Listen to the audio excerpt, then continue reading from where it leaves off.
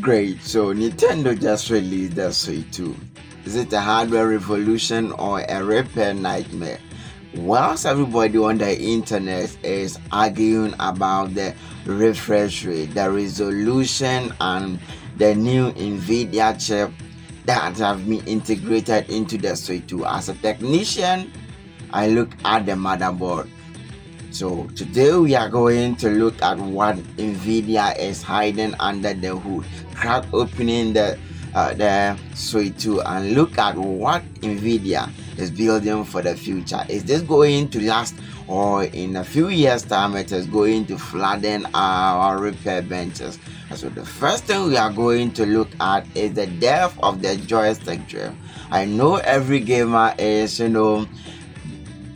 craving for a better joystick. That is the dream of all gamers, to get a better joystick instead of the normal one that rub together and then where over time you'll be trying to drift, make some move, and then you find out your part is failing you. So what Nintendo did this time is they actually switched from the old gaming part to using a new magnetic sensors. Now they are using a new, reportedly moving to a Hall effect magnetic sensor instead of a physical part rubbing together. This use a magnetic movement from a reliability standpoint. This is a massive win.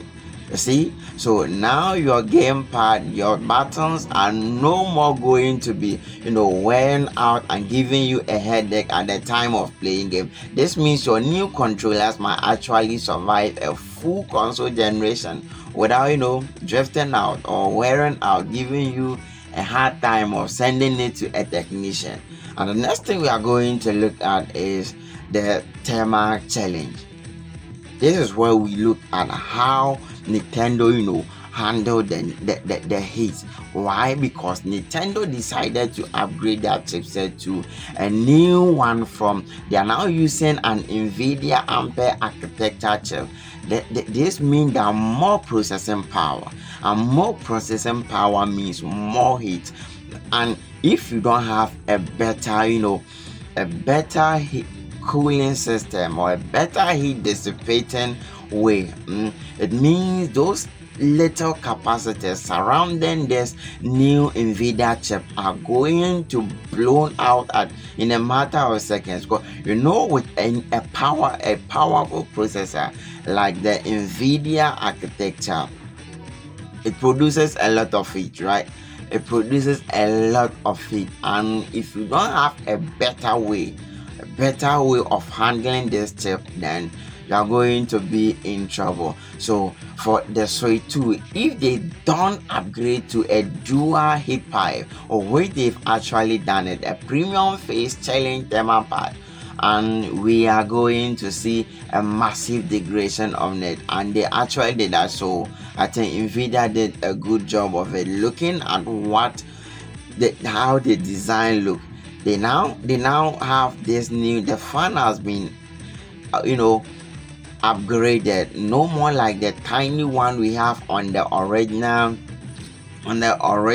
Switch 1 that used to clog with a lot of dust. This time they actually done a good job of handling the heat here. And one of the things that drew my attention was power delivery and power management.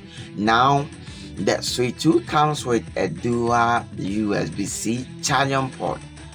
Okay, so let's look at this charging port. You can see them on both sides. Each side have one of them now, and both of them charges. That is how the new Switch 2 look. Let's look at the bottom of the board.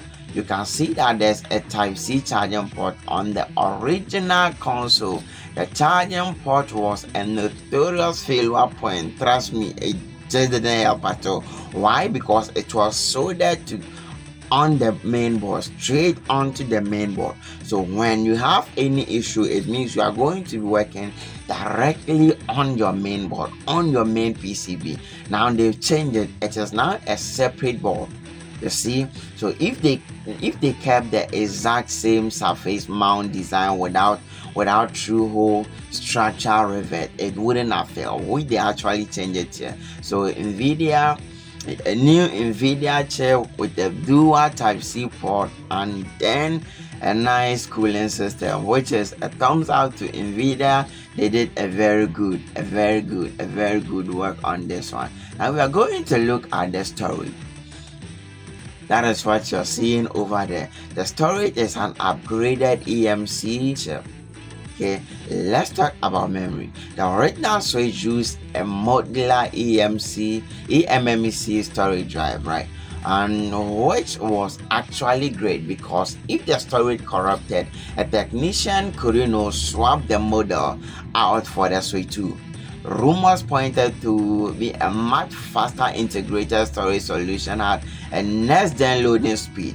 If Nintendo sold the flash storage chip directly to the main logic board without a modular design, it means any storage failure will require a full non-flash, just like the extreme iPhone Air upgrade we did recently. Hope you saw how it was. You need to go actually on the full flash on it. I know I have the video on my channel. You can watch it as well. It's very educative, right? And just like that extreme iPhone Air upgrade. So if you have problem with your storage device, if it is soldered directly on the board, you are going to be improvement. At this time they actually separated it, so you are good to go. Thank you. Thank you Nintendo for doing that. And the battery architecture is great. The battery is great. Now the board is able to handle the battery very well. Like it when you glue a battery to a board, it's quite difficult removing them from the board to change them. Lithium ion batteries easily catch fire. With a little mistake, they'll catch fire directly. They'll catch fire. So we don't like when batteries are glued onto a board, right? Or which is, let me say, a con as a technician standpoint, right? That one we don't like it. We the technicians, we don't like it. One last thing is, the verdict on this new gadget. I love it. Everything look good. Everything look great. The board looks perfectly well. So what is a master technician verdict on Nintendo Switch 2 blueprint?